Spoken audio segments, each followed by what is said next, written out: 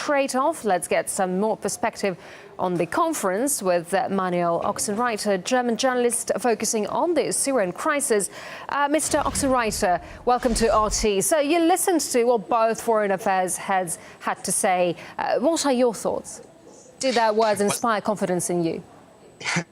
Well, we really witness right now maybe the most interesting times in terms of diplomacy since the end of the Cold War. For journalists covering the Syrian conflict, this is a sort like diplomatic roller coaster. I think we heard so many contradicting messages, especially from the US government, especially within the last 2.5 weeks, that somehow on the one side it is surprising that they got an agreement with Russia. On the other side, it's not so surprising anymore, because the US government lost a lot of credibility, and not just in the world, even among their own citizens, even among the US Americans.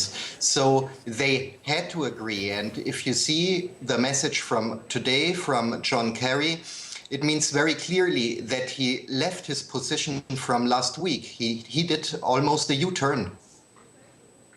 Oh, Secretary Kerry went out of his way to stress the high level of cooperation between Russia and the US. Why did it take 2 years, though, to get here?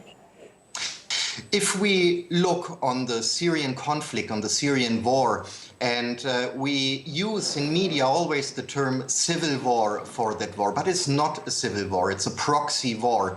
And we see that especially the US government is involved in this conflict very much. They are supporting the rebel side, they are desperately trying to give enforcement to the rebel side, but we see after now 2.5 years of violence that there is a complete failure. The so-called armed opposition, including a big amount of jihadi extremists, didn't manage until today to gain really ground and to gain power in Syria. So we witness a failure, and I think what we see now from the US-American side is related also to that failure of the last 2.5 years. But we shouldn't forget, and this is an important point, that now this new agreement opens a very new diplomatic scenario. And if we listen to the words of John Kerry very well, he was saying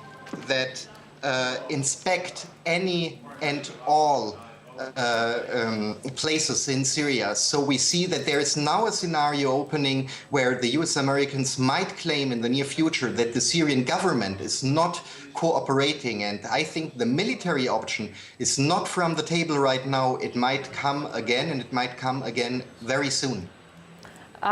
This deal, including and, well, actually judging from what's been said so far, depends heavily on both the regime and rebel cooperation. But we can't forget thousands of internationally recognized terrorists in Syria, and so far they've refused to cooperate. Isn't it in their power to sink this idea entirely? Absolutely, and this is a very important point, that while both foreign ministers were giving now the press conference on the Syrian ground, tens of thousands of terrorists, a big amount of them coming from foreign countries to Syria, are fighting and killing civilians, are committing horrible war crimes. So the practical, how to do this agreement in a practical way is really a very important question. I think one journalist asked this during the press conference, because in my opinion, it's a very hard thing.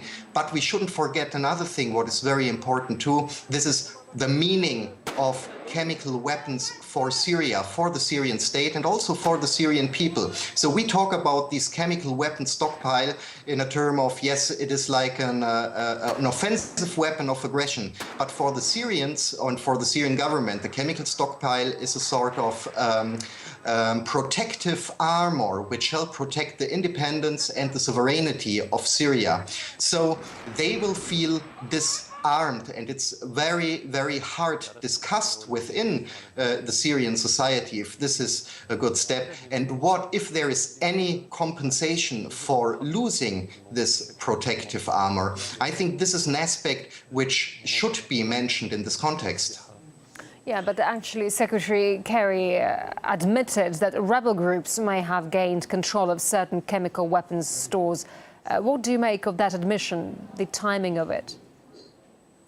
I think he had finally to admit, because the US position, the official US position, that only the Syrian government possesses chemical weapons and that the Syrian government also uses those weapons in that war, whereas no evidence at all, by the way, although the US government claims it until today.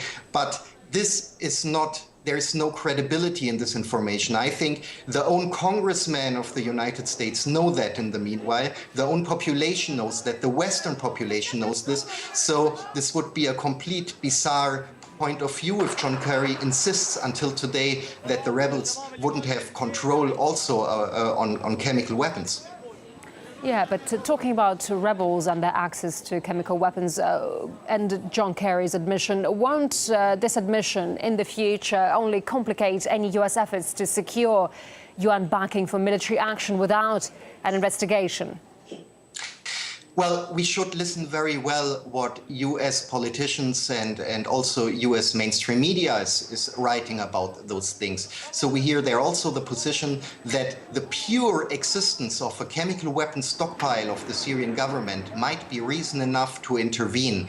So I don't think that this will change a lot if it comes again to the question of a military intervention or not. We shouldn't forget that that the West is prepared. The US told already they will not respect any UN decision, or even they went on distance to the NATO. They were saying we can do that alone. So we shouldn't forget this in this context.